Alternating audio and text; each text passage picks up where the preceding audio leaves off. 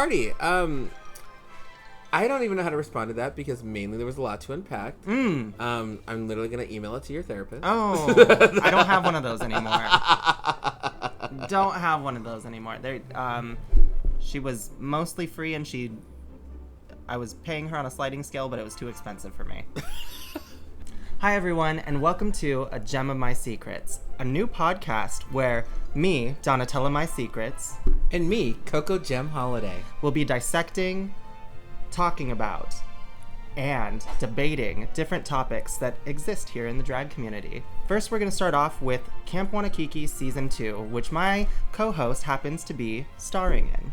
Yes, I'm so excited about it. The first episode came out yesterday. And there's been a lot of positive reviews about it. Mm-hmm. I honestly don't know what to say about it just yet. I know certain people probably haven't seen this yet, so we're not going to do too many spoilers or whatever, as much as we're going to talk about maybe like behind the scenes stuff and like emotions and whatever. Definitely. We definitely won't talk about who went home. We'll save that because that's always the biggest spoiler. But yeah. Okay, awesome. I think the first thing that I just want to ask you is, like, what was your feeling going into the competition? You know, like, you had spent some weeks preparing, and we'll talk about that here in a little bit. But what were your feelings when you first got to the camp and you saw all the rest of the campers? Who stood out to you as far as, like, competition? Who stood out to you as, like, the most polished? And also, who did you know? When I first got there, I was incredibly intimidated because they told us we can't have our phones on or have our phones with us or anything like that. Mm-hmm. And so I remember I called my fiance, Adam, like as I was driving into the camp, like going down this hill into the camp. Yeah. And then I was like, okay. And then like, so I was cut off from the outside world, which immediately made me feel like I was like just alone. Yeah. And I bet. Then, so I get to camp and I don't recognize anybody because I was not one of those people who like tried to figure out who was on the show. I was like, I'll just be surprised, which is stupid because you go into a place with all strangers. Mm-hmm. So then I got there and then like I stopped at like the camp headquarters or whatever and I was like, where do I go? And they're like down the hill and I was like, okay. So I drove down there and pretty much what happened from that point is I started looking at all the other people. And by the way, you can see what everybody else brought for the whole competition. Yeah. Because it's a cabin, like where are they going to store it, obviously. So you could see what everybody brought. So it's very much so like the Drag Race workroom when the queens are hanging up their shit. The how is she moments, you know? Yeah, okay. Yeah. So I got in and felt immediately intimidated. Yeah. I didn't know what belonged to who. So to answer your question, I really didn't know who I was intimidated of yet. Yeah. Because I was like, oh, that's a big piece. I don't know if I could have made that. Yeah. Oh, that looks stunning. Oh, gosh, it's beautiful. And I had no idea who any of this crap belonged to, like in any capacity. So, So yeah, I guess you were kind of talking about how you didn't know any of the campers going into the competition when you first got there. Yes. What were some of the first impressions that you got from some of those campers that you were just meeting?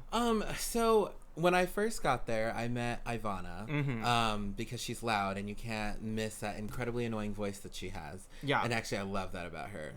It's also super annoying. Mm-hmm. But no, seriously, like when I saw her, I was like, oh my gosh, that's the girl I met at Austin International Drag Festival. Yeah, yeah. And I was like, cool. I was like, at least I know at least one person. This is great.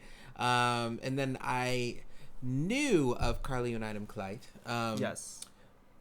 And she was at Austin International Drag Festival, but I never actually talked to her there, and I don't remember actually seeing her there. Okay. But I just knew of her a little bit. You know, she gives me some, like, definite, like, VJJ Snap Turtle vibes from season 1, just because she is, like, kind of that kooky queen that's, like, out there. Yeah, no, I really, like, she was one of the ones that stood out for the first episode for me, and of course, you know, you, because you're my best friend, but, yeah, she was one of the, like, clear standouts from that first episode. Well, and you know what was weird about that is, like, so, somebody had posted in the YouTube comments for the first video. Mm-hmm. They're like, oh, I never thought I would see a drag queen, doing a Fortnite dance, but there we go. Like, yeah, it happened. That's what Camp Wannakiki is about. It's about taking a bunch of queens that have different styles of humor and levels of camp and putting them together and seeing who can succeed and prevail as the queen of camp. So, yeah. So outside of that, and then of course Diana Fire showed up, and she is one of my very, very dear friends. I can't say best friends because her drag daughter is kind of a bitch. But anyway, like, she's one of my really, really dear friends. And the way that the cabin was set up is that all of us were in one room. And then there was a back room that they said maybe Boris wants to be in there because Boris was like, being a female might want to change back there, you know, and like, So what happened was I decided to take the back room, not for myself, because there were 3 beds in the back room. I took one of them. Yeah. And then when Diana showed up, because she showed up the latest, we decided that we would do the room together, and it was super great. Okay. Like, so the whole competition, because obviously you're technically there the whole time. Yeah. We shared the room together, and it was kind of great. That's cool. We bonded over that. That's really cool.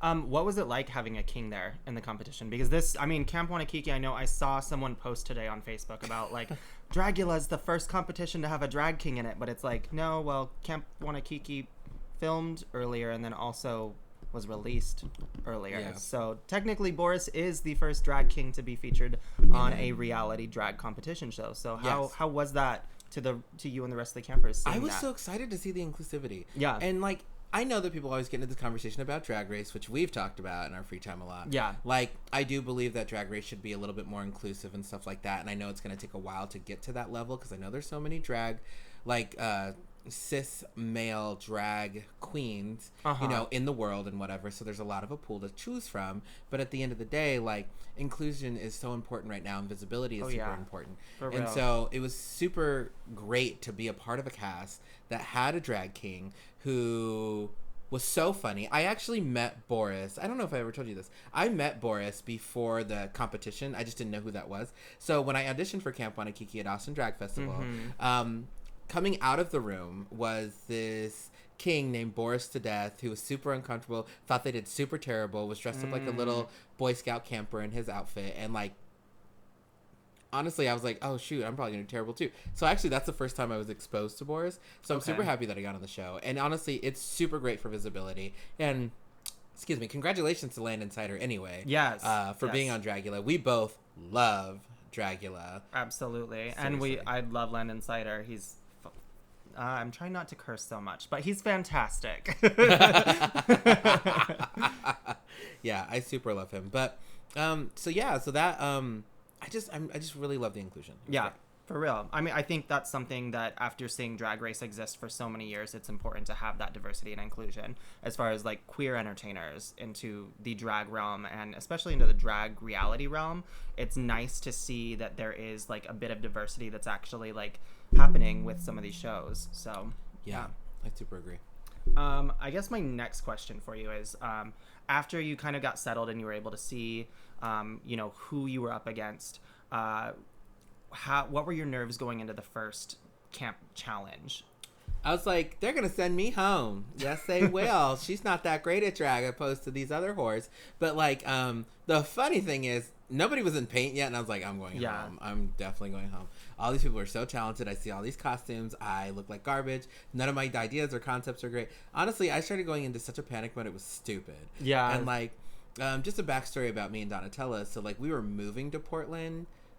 Literally, we were moving to Portland while this was filming, I guess is the best way to say it. We were already paying rent on the place that we're currently living at, and and so we were moving to Portland while this was happening. So this was so stressful in that regard. And so I can't even imagine. That was that had to be terrible to have to prepare like an entire wardrobe for like a reality competition and be like moving your life across the country at the same time. Yeah, like, I was so stupid. It made no sense. But like, it didn't. It made no sense. But the fact of the matter is, so when it got to like the first challenges and whatever, so basically the beginning when we first got there, and remember Diana was late. Diana Fire was super late. Okay. And so they said, get into this, what we call our daily drag face. So whenever you hear one of the campers say DDF, this is what it means. It means daily drag face. Okay. Yes. We had the same exact face every day. We didn't sleep in the face. You had to take it off and put it back on the next day. I know this is a big confusion for me. It really was for me season 1. I was like, oh, they must have filmed it to where they did all the challenges in the beginning of the day, and then like all of them, the whole show was filmed in one day, and then they did all the talent shows over a week. No, put that face back on every single day. It's ridiculous. Well, and here's the thing. I guess this is where being an experienced queen in some ways has an advantage, because if you have been doing the same face for a certain amount of time, then you're able to pretty quickly put on what you're used to. So, I mean, that's where some of the advantages as far as experience come in, but I can't imagine what it would have to be like to recreate to a T the exact same makeup. Well, what's so interesting about that is that, so the first day, I think we were all trying to pretend like we were amazing drag entertainers, which we are, but yes. like, so I think everybody took a lot of time the first day, like when we first got there, they're like, well, this is the first time I'm being seen. Well, actually we did, we talked about it. We're like, this is the first time that America's going to see what we look like. Yeah. This is going to be we filmed our first day Meet the Campers and the release video of Meet the Campers where we're sitting on those bunk beds with the best camera angles I've ever seen for a fat person. Good Lord, that camera angle was terrible. Oh my! They literally told me, they're like, Coco, get on a bunk bed and look down at a camera angle. Yeah, or a down angle the whole time. Like nobody looks good from that. No one looks good from that camera angle. You know, so my favorite part of that video. There was a picture of me in it. For a brief second, I was on the screen. For the love. I liked that they pulled some like from some of your like. It was right as you were talking about the Jennifer Holiday stuff, so it was like perfect for like the whole like dream girls aspect of your drag to be like singing with a girl group. I never even thought about it. But that's like, kind of cool to think about. Yeah, no, it was pretty neat. I liked your Meet the Campers video a lot. Thank you. That was really cool, but we should get on more into the competition. So as the challenge was happening, like what I guess made you decide to be part of the wobbly like ropes part of your challenge? Because that seemed like honestly the hardest part. Like why in the world did you choose to be on that one? So this is gonna sound a little strange, but like we talked a little bit outside of what was filmed. Like we understand that. And basically what happened was I was like, I don't know if that rope swing can hold my weight. I literally did. I was like, the rope swing can't hold my weight, so I cannot be on that. So that's not gonna happen. And then I was like, well, the tires like doesn't give me a lot of screen time because you have to remember, like I'm thinking I'm going home. Like so you're like, I want to, even if I'm sucking at this, I want people to laugh and I want exactly. Oh yeah. Okay.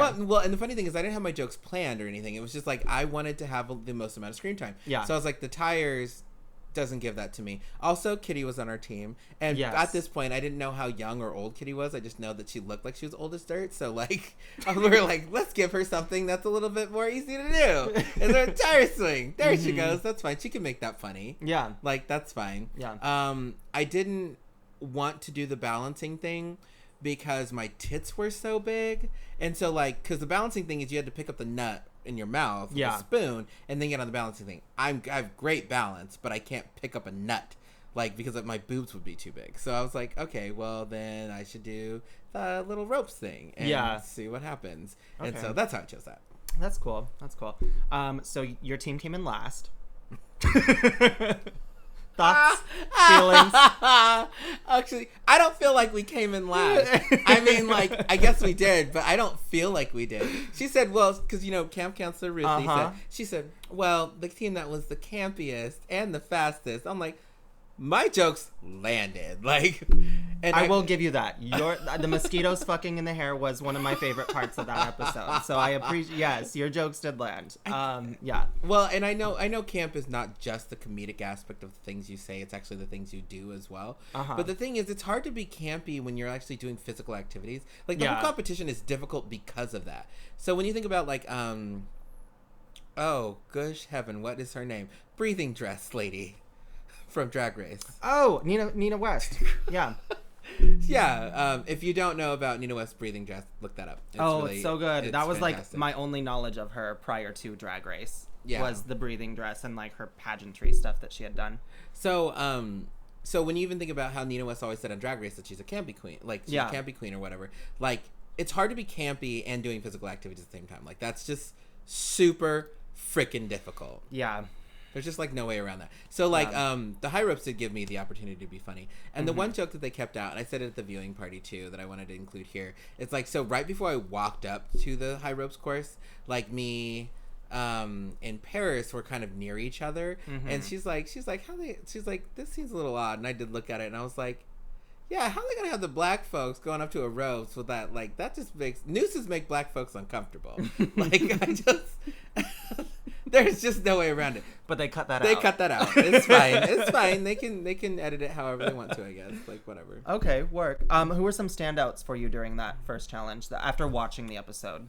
Oh, after watching it, actually, it's interesting because I didn't see everybody, obviously. The standout for me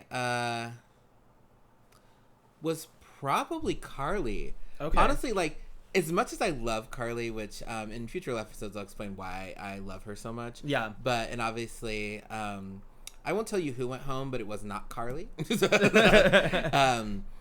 So the thing about Carly that I super appreciate is that she's really well known on TikTok. I actually think she's, what's it called when you're on social media, like Instagram or Vine or something like that, where you have a tons of views, because you're not, attention whore? Yeah, that's true.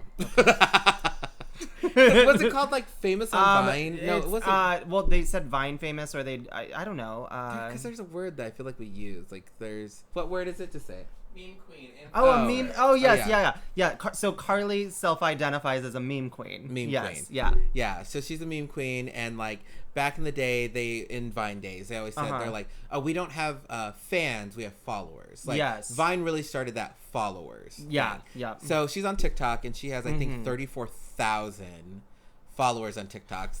And her TikTok is the dumbest thing in the world. And Carly even knows that TikTok is a dumb replacement for Vine. Like, yeah. Like, she does. Like, she talks about it all the time. And if any of her TikTok followers are watching this, I'm sorry, but she even feels the same way. Yeah. You all know that TikTok is a dumb replacement for Vine. It's not the same. God, I think that is so cool, though. I think that's the reason why she stood out so much to me, though, is because she is part of that new generation of comedy, where it's like you have a certain amount of time to capture, like, your audience's attention. Yeah. And so, like, be ridiculous and as crazy as possible for a little bit of time. Yeah. And, you know, you get that following, you get those people that are responding so much to it. So I think that's why she stood out so much, is because she's so much of that new generation. Yeah, that makes a lot of sense. Yeah. And the Fortnite stuff. I've never played Fortnite. Yeah. So I know the dance, obviously, because everybody knows the dance. But, I just... it was cool, honestly. She's a millennial. She plays into her strengths. Yeah. I think the big standout for me, and I think it showed in the episode, was definitely Diana. I think she had that, you know, daddy bear, like, humor down to a T. And people, obviously the judges responded really well to it. And even at the viewing party that we were at on Monday, I think a lot of people responded well to it. Yeah. So I think that was awesome. So, like, even during the episode, like, Diana, when she was scratching her back against a tree, I saw her doing that when we were filming that scene. And I was just like, she's genius. I was like, it's comedic genius. It's ridiculous. It's so ridiculous. Like, but it fits with her aesthetic. Like, she wants to be the daddy bear drag queen. Yeah. And she played into that. Oh, thank you. Yeah, Zaddy, yeah. Oh, good. Because I get funnier as I drink more. Yeah, same. Oh, let's cheers, because that'll be funny if we, like, do a clip. Let's, and then we can, like, we can do this. All right. Yeah. Lovely. Okay. Now, since we've kind of talked a bit about the challenge, let's talk about the talent show. Okay. The talent show this week, the theme was woodland creatures. So you each had to come up with a woodland creature inspired outfit. What was your thought process behind putting yours together? So my magical woodland creature look I made myself, which I was actually super happy with. I did have a team, which we'll talk about in future episodes, but I had a team helping me with stuff. But that outfit specifically, I, like, 90% of it I made myself, which I was super happy with. Yeah. Yes, it just looked like an evening gown, but the thing is, like, I was going to be a fawn, but that was the easiest thing I could have done. No one did a fawn. No one did a fawn, and I swear I should have done a fawn. Because nobody did it. But because it's funny. One thing I will say about the show that they haven't released yet, and it's actually not too much of a secret, is that even if you had to take a hike, they wanted to take a picture of you in your look anyway. So you always had to do the talent show, even if you had to take a hike. Oh, okay. How interesting. Yeah. So my magical woodland creature look, I I was super happy that I got to do, and I got to be safe with that. Obviously, in these competition shows, just like Drag Race, like everybody talks about when they get on Drag Race, they always like, I just don't want to go home first. I just don't want to go home first. I just don't want to go home first. And like, as you guys have seen the episode, you know I don't go home first. I'm not going to spoil who went home, but I did not go home first, and I'm really excited about that. Such a shame. Such trade. Such trade. Oh my goodness. Hi. How are you? So, let me talk about my outfit a little bit. And so that afro I was wearing, because I know I posted this on my Facebook, I did lose that afro. I have no idea where it is, but it's my favorite afro. It's my biggest afro that I was wearing. It looked really condensed because I had stuff wrapped around it, but that was the outfit I'm missing, the afro I'm missing. I did make the green. I wanted an evening gown, and I decided to be Mother Nature versus a fawn. And the dress was made out of a lot of stuff I bought from Hobby Lobby. I was trying to think about those basic white girls who drink White Claw, who just like pose in the flowers at Hobby Lobby, like thinking of you at like, Coachella. At Coachella, camping, like, you know, like, yeah. So I was trying to think of that, and I was like, I need to get that crap that they have in those photos. And I did. I found it. It was actually all relatively cheap. Okay. So I had a lot of those birds that you put in like foam things and whatever. And actually what I did on stage, and actually this is good for this. Yeah. When I went out on stage, I took one of the birds out of my hair. I decided this 4 seconds before I did it. So when I went out on stage, I took the bird out of my hair, and then I decided to throw it out pretending like it was real because I'm Mother Nature. And then it fell to the ground because it's dead, and then I kicked it out of the way. I love that. No, I love that. That's what brought the camp to your look. I have to say, like, your look was absolutely stunning from head to toe. It was very gorgeous. It was very pretty. And adding that campy aspect to the look was really great. It was pretty genius to think of that last minute. Yeah, for real. It was honestly cool. Shout out to my friend Jordan from Grand Junction, Colorado, who gave me the staff with the crystal on top. Yeah. FYI, the staff is like 90% of the reason that I actually drove. That's part of it. Yeah. So we talked about your look for the talent show. And as we were talking about, it was really impressive. It was awesome. What were some of the standouts as you were lining up for the talent show that you noticed? And how did that go? So, just to let you know, because I don't think we ever talked about this, we were actually stationed in an infirmary before we went to the talent show space. You actually saw what everybody was wearing for the talent show. And I was so intimidated being in that room. Remember, I bet. Always remember, you don't want to go home first. Like, that's what everybody's thinking in drag reality competition series. They don't want to go home first. And so everybody in the room is just like, I want to do my best. I don't want to go home first. Some people are thinking they probably want to win, but I'm thinking I don't want to go home first. And so I'm in the room. I'm in my outfit. And yes, it's an evening gown, but it's really jazzed up. It's really campy. Like, I have the stuff in my hair. And, like, I'm thinking that I think I'm fine. Like, I remember sitting in the room and I was like, I think I'm fine. But I was looking around, I was like, gosh, everybody's outfit is so great. Like, everybody's outfit was so great. Some people's paint was so much better than mine. And, like, for our subscribers who don't know what that means, paint means, like, literally your makeup. Mug. But also, okay, so at this point, you're lining up for the talent show. You don't know what the criteria the judges are going to be judging on. Right. So, although you could have this gorgeous, like, dressed up gown that you're wearing that, has elements of camp to it, you don't know if the bitch that's wearing the funnier outfit is going to be judged higher than you. So, I'm sure that probably played into the anxiety. It made me hopeful, actually. Really? Like, I was hopeful that, like, I was funny enough in the daily activity to then be considered safe. I didn't want to win. I just wanted to be safe. I wanted to be safe. Yeah. I wanted to be safe in my bed, and I just wanted to be done with it. Seriously, I had no desire. Yeah. So who were some of the girls that you were a little bit intimidated by as you were lining up, as you were kind of seeing what they were wearing? I was really intimidated by Carly and Item Clyde. Yeah. Because she had the prosthetic nose. I was intimidated by Ivana because she made her outfit. The one I was most intimidated by, and actually if you watch the episode, this isn't really a spoiler, she's not in the top or bottom, but Kitty Litter ATX was wearing her the White Rabbit uniform, White Rabbit like cosplay sort of thing, and it was so good in person. Like, it was the most elaborate thing I saw. Like, and I was just like, oh my gosh. And you had to keep in mind, so the way that the cabin was set up, Diana and I's room was right next to where Kitty Litter was sleeping, so she had all her wigs and all her costumes kind of out. And so when I came out after being in my Mother Nature garb, and I was, by the way, the last person to always leave. I could start first, always last one out. Be the last one in, still last one out. Like, it's just the whole time, just the last. Yeah. And so when I came out, she was kind of there too, and I was like, I'm going home. That outfit is just so, it was so much, and I was like, oh my gosh, I'm so intimidated. Yeah. And so I'm just sitting in that room. By the way, this is a small story, but the infirmary also had Disney movies. So how fun. Every day during the talent show, and remember, as I said before, you had to get in your talent show look, even you had to take a hike. So every single day we were watching Disney movies in the infirmary. That's lovely. And they only had 7 Disney movies. They had Beauty and the Beast. Okay.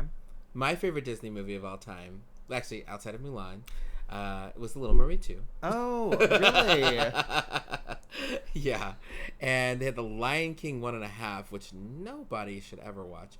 I think I might have at one point.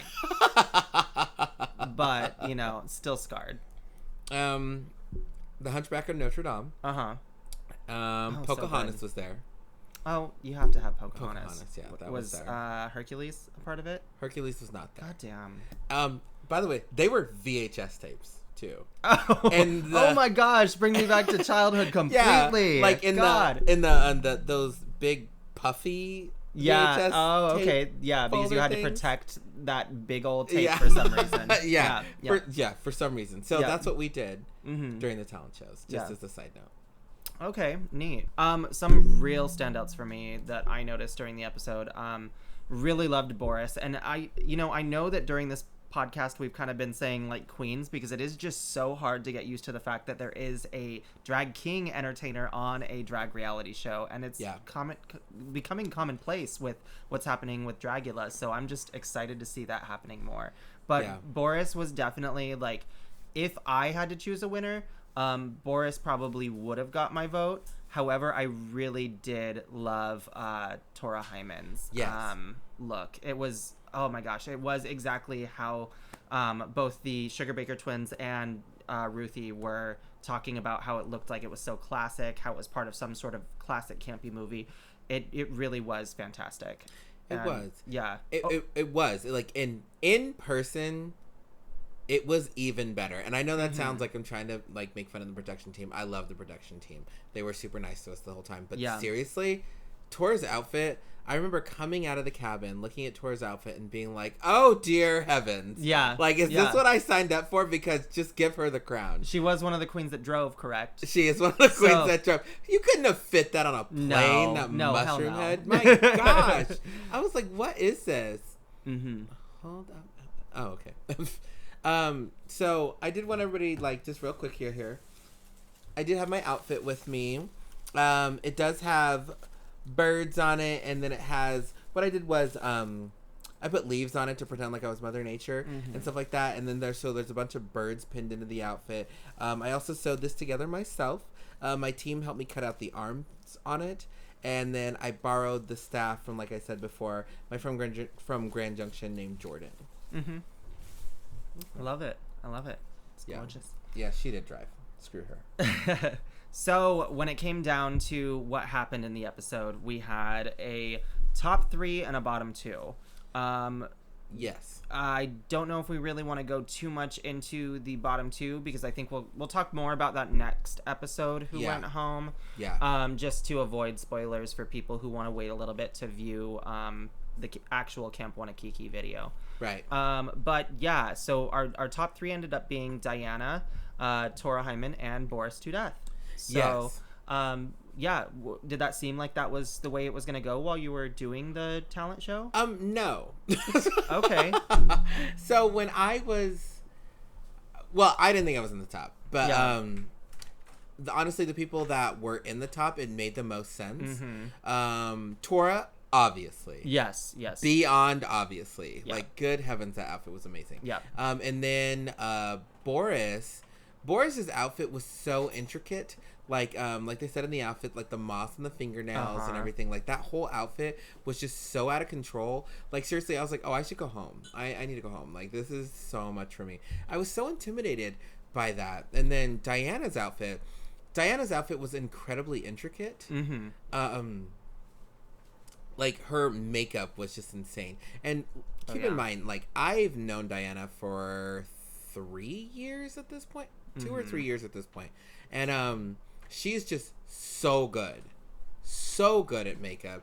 And she's so good at costuming. And she can make outfits and stuff like that. I'm pretty sure she made all the stuff that she did on the show. When I saw her in the top, I was just a little bit surprised. Because as we talked at our viewing party on Monday, Diana did have a hole in her outfit. Just stuff happens in travel, and so her snake was actually covering the hole. Yeah. So you didn't actually notice it happen. So because she told me that, I was like, oh well, she's gonna like just be safe, is what I thought. So when she made it to the top, I was like, oh, good for her. Good for her. Yeah. I did. Yeah. Well, that's awesome. So this is the first episode. There was no non-elimination like there was during season 1. A queen actually went home. So thoughts, feelings from all the other queens and yourself after that? How was it to say goodbye to one of the 12 campers that are part of this season 2? So let me tell you something about heartbreaking. So okay. Other people were not really concerned about this when they were like talking about what it's like being on drag reality series. Yeah. Or actually just a reality series in general, because I talked to people about it. Yeah. However, we bonded very fast on this season, and we actually are still all friends. A little bit of tea for people watching this. We actually all have a group chat together. All the campers are in a group chat together, and we talk every day. I'm not joking. This group chat is always going off in some capacity. To be a fly on the wall. So, that's some tea that you're not going to hear from anywhere else, but we are all in a group chat together. So, the camper who went home is actually a really dear friend of mine. And the fact is, when we were all watching this person leave, it was heartbreaking. Seriously, it was heartbreaking. One thing to also keep in mind, none of us campers obviously get to see the Take a Hike videos either. So the first time that we see that is when it airs. And watching that was so crushing. It was so sad. Yeah, seriously. There were tears. There were lots of tears. So many tears. From the camper who went home, and then me and Diana were sitting next to each other at the viewing party, and we're just like getting in our feels about it, because it was heartbreaking. It was so crushing. It was heartbreaking. I couldn't even imagine. Yeah. We had to say goodbye to our first camper this episode, and next episode we'll talk a little bit more about that, because we're trying not to spoil, who went home, and I think that's kind of how we'll continue doing this throughout the podcast. But I know that we talked a lot about the episode. I want to give each and every camper that's part of this series an opportunity to be featured here in our little A Gem of a Secret podcast. So I'm going to do a rapid fire questioning for you. Okay. So I'll bring up a name of a camper. I just want you to give me 1 or 2 words on what you think when you think of them. Okay. So we're gonna start with your dear friend Diana Fire. Diana Fire, comedic and trustworthy. Okay. Paris LaRue. Goofy as fuck. Vivica Galactica. Way too sincere. Oh. Way too sincere. Uncomfortably so, then. Yes. So like me. All right. Carly und einem Kleid. Hashtag throuple, which will come up later. Okay. Ivana.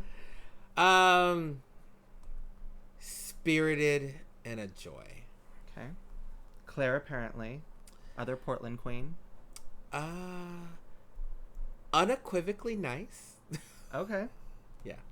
Barbara Wire. Pretends to be stupid and is not. Sounds like a friend of ours. Debbie Fox. Womana! That's actually what I used to call her. The second I saw her. I have seen one. Her paint. Like 10 out of 10 would do. 10 out of 10 would do. She's so gorgeous. And actually, for the fans out there watching this, seriously, Debbie, like, you obviously saw her when she was, like, painting her face at the playground or whatever. She looks like that in person. It's so good. Her makeup is flawless. Oh, yeah. Yeah. Boris to death. Zaddy. Yes. Zaddy. Kitty litter. Kitty, you're a bitch. I don't like you. No, actually. That seems so far from the truth. Just as a viewer, Kitty, I apologize. No, really. Kitty litter. I never told you this, but this is what I'm gonna give her. Like, I used to say to her all the time, Kitty, I hate you. Like, the whole time. Because she was so, like, that character she brought, which I don't even know if it's a character or if that's just who she is. I was like... just this Texas granny. Texas granny. Yeah, I love it. I absolutely love it. And, like, seriously, just sometimes I'd be like, Kitty, I hate you. Like, just to see what she would say. We'll get more into that later. All right. And last but not least, Tora Hyman. Tora. Oh, dear God. I don't even know what to say about Tora. She hates you, apparently. Kitty was a fake hate. Tora, you are forgettable to Coco. So, for Tora, what can I say about Tora? Oh, I know what I can say about Tora. Okay. Prepared. She did win the first fucking episode. Yeah, she did. All right, sorry, I'm trying not to curse. I want to be monetized. Sponsor us. Yes. So, prepared. Okay, cool. Well, that concludes our podcast for the first episode of Camp Wannakiki Season 2, featuring my best friend and co-star of this podcast, Coco Gem Holiday. Hi. My name is Donatella My Secrets. Keep your drinks flowing, and let's have a good time watching this season. Let's celebrate drag in every way, shape, or form. We have more reality TV coming out about it, and we're excited to commentate on that with you. Yes, and in future episodes, we will also be talking more about our friendship, our drag careers, Grand Junction, Colorado, where we came from, Camp Wannakiki as we continue, and we'll also give small shout out on shows. Yeah, actually, we should do that. What do you have? Because this comes out every week. What do you have coming up this week? Well, this week it's pretty dry. After that, though, I do have a brunch at Stag on the Sunday the 18th. Before that, we have Glitter Girls, which is on Monday. Mm-hmm. Both of us are going to be in that. Stephanie Calhoun's show. And after that, I also have Mixed Bag at the end of this month. Not sure on the exact date for that. But yeah, I will be posting about it on all my social media. You can follow me on Instagram at Donatella_MySecrets or on Facebook at Donatella My Secrets. Yeah. So this week coming up, on Friday, I'm at Pre-Pump Fridays. Okay. On Monday, I have Glitter Girls with you. Mm-hmm. And then, of course, on Thursday, I have Not Another Drag Show with Diana Fire. She has a co-host, but I'm not quite sure who it is. Yeah, some bitch. I think she's kind of rude. With Autumn Rain's Heart as well. Yes, Autumn was the one that walked by in the crop top and has been a lovely, lovely addition to helping us get this first podcast uploaded for you and underway. So thank you to everyone who's helped out with us tonight. We love you. That doesn't mean come on camera. Stay there. And we'll put your names in the production credits. We will. Cheers. Let's link arms really quick. I love you. Love you too. Bye. Bye.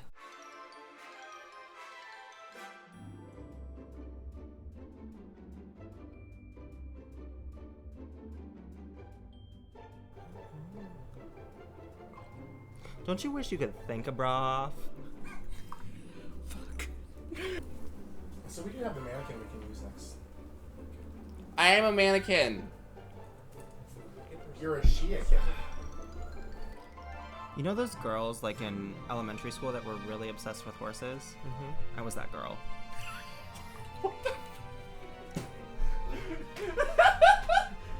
All right, let's do some more like linorama. Linorama? That's what it's called. It's what it's called in the business. I love how you said business, like we're famous already. at work since I don't know where Kirk is.